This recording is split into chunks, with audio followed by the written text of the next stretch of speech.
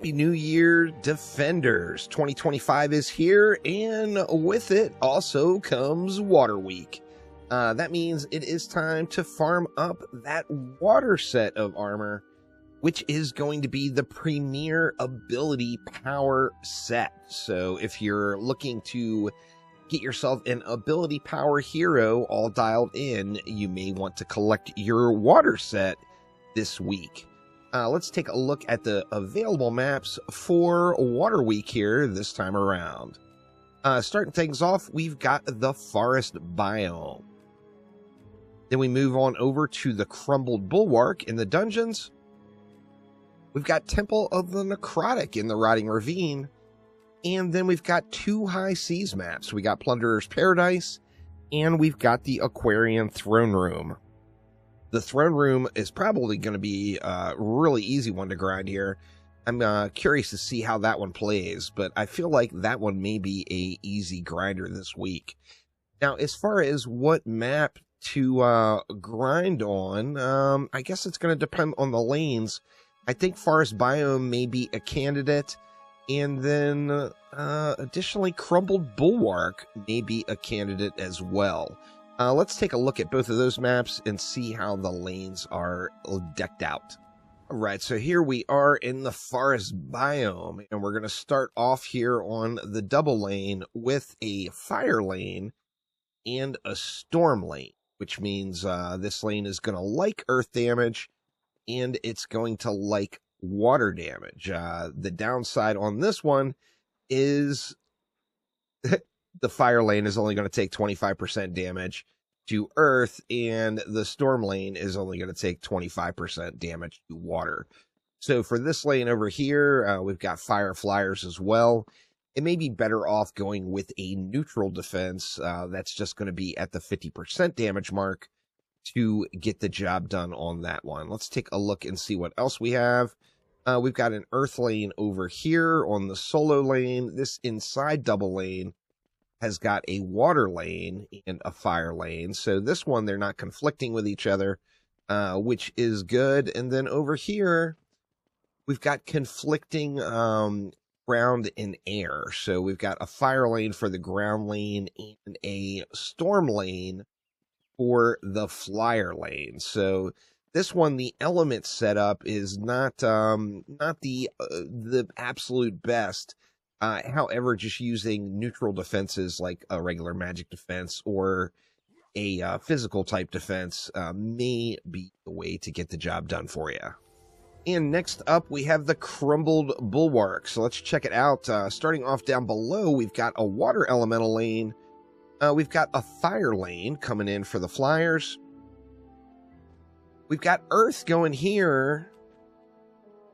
And then we've got fire here, which actually means this will be a really strong fire lane because we're going to be able to melt these enemies right away with fire damage. And then the fire damage on this lane that comes over is only going to be 50%.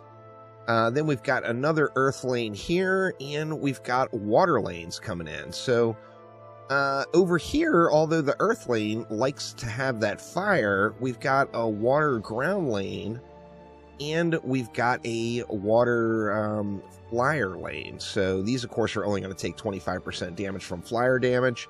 And then additionally, that earth lane here is only going to take 25% damage from storm damage. So we've got another area here where we may be best off just going with a neutral defense that's going to be at that 50% mark. This one, I feel like this map probably will be the grinder just because it's nice and fast and easy to run for the most part. We don't have too many conflicting lanes. We've got this area right here, but you can also pretty much automate the lower lane. You'll be able to automate this lane for the most part and then go really, really heavy on defenses on this lane. I mean, you could always still use fire damage over here and then add in some storm damage for the combo of elements here. However, another thing on this one is, the water enemies, of course, are immune to freeze. The earth enemies are going to be immune to petrify. So it means an electrocute combo will probably be in order right here for a little bit of crowd control. In fact, you will be able to use electrocute throughout this one for crowd control on all the lanes. So I feel like this may be the grinder map. But just for fun, let's go ahead and take a look at the Aquarian throne room and see the layout on that one as well. And here we are in the Aquarian throne room. So first things first, let's take a look at the side lanes here. These lanes off to the side will be the challenge lanes for sure. We've actually got earth damage flyers and an earth damage ground lane. So this side of the map, the western side, is definitely going to be an easy one. Fire damage is going to get the job done. It's going to melt the flyers, and it's going to melt the ground lane. Now, if we take a look over at this far side, we've actually got the same setup. So it's not earth damage, of course, but we've got a water lane, which means we can use storm damage over here, which will burn through the ground lane, and it's also going to take out the flyers.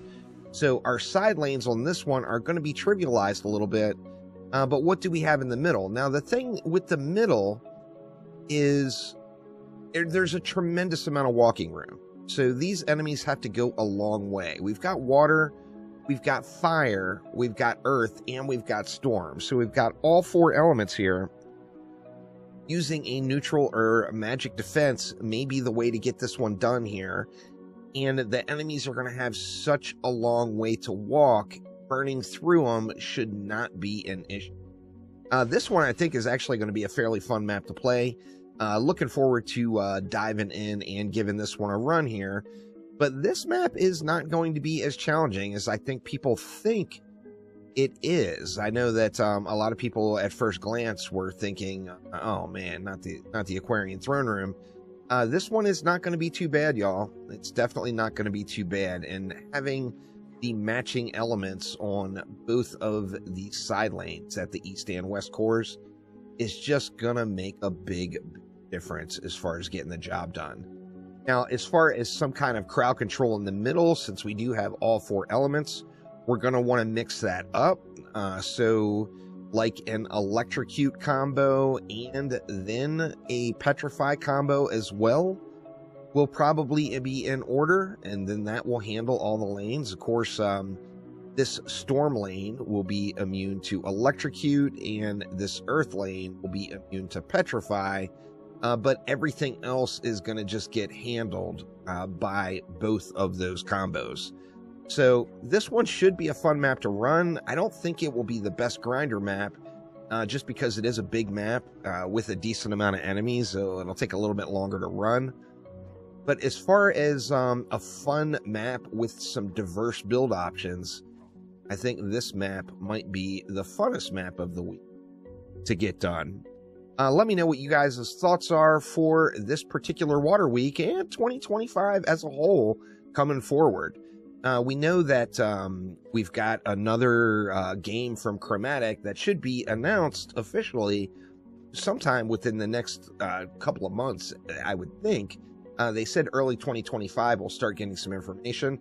2025 is here. Obviously, we're not going to get news right away, but in the next couple of months, we should get some news as far as what's to come, as far as a new game from Chromatic. So very curious to see what those guys are working on. But once again, Happy New Year's, y'all. Hopefully everyone is having a good start to the year, and I will see you all next time around. Take it easy.